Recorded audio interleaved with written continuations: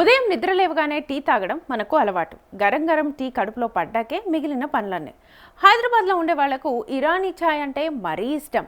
దీన్ని టేస్ట్ చేయడానికి తెల్లవారుజామునే లేచి మరీ కేఫ్లలో కూర్చుంటారు. ఇరానీ ఛాయ్కి ఉండే ఆదరణ అంతా ఇంత కాదు, మన నిత్య జీవితంలో భాగం.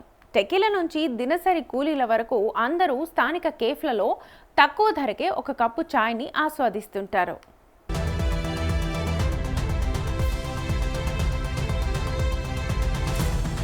ఇప్పుడు పరిస్థితి మారుతోంది. 1978 నుంచి నగరంలో ప్రసిద్ధి చెందిన కేఫ్ నీలోఫర్ ఛాయ్ రేట్లను పెంచింది. ఇప్పుడు ఫుల్ టీ 80 రూపాయలు, సింగిల్ టీ 60 రూపాయలు అయింది.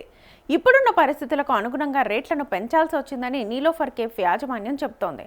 కమర్షియల్ గ్యాస్ సిలిండర్ ధర ఏకంగా 3000 రూపాయలను దాటడం, ఎల్పీజీ కొరత, టీ పొడి, పాలు, చక్కెర రేట్లు పెరగడం వంటివి దీనికి కారణాలుగా చెబుతోంది కేఫ్ యాజమాన్యం.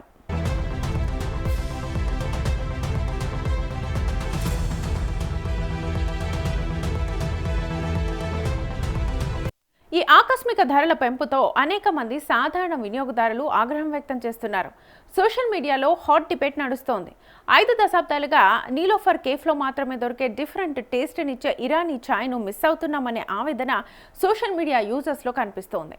పరిస్థితులకు అనుగుణంగా వీటి రేట్లను పెంచడాన్ని ఒక వంక సమర్థిస్తూనే టీ రేటు 80 రూపాయల వరకు ఉండడాన్ని జీర్ణించుకోలేకపోతున్నారు.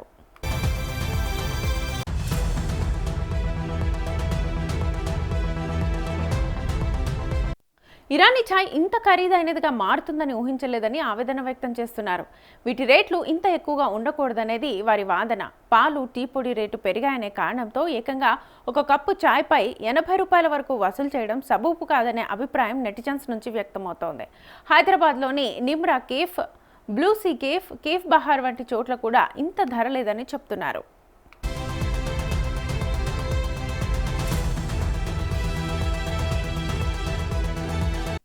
ఈ వాదనలతో మరికొందరు నెటిజన్లు ఏకీభవించట్లేదు. ధరల పెంపు సాధారణమేనని చెప్తున్నారు. కానీ హోటళ్లలో లభించే టీతో పోలిస్తే నీలోఫర్ కేఫ్లో ధర తక్కువేనని తేల్చి చెప్తున్నారు. కేఫ్ నీలోఫర్లో లభించే సౌకర్యాలను కూడా పరిగణలోకి తీసుకోవాల్సిన అవసరం ఉందని అభిప్రాయపడుతున్నారు. టీకి అయ్యే ఖర్చు కంటే ప్రీమియం అంబియన్స్ కోసం చేసే వ్యయం అధికంగా ఉంటుందనేది వారి వాదన.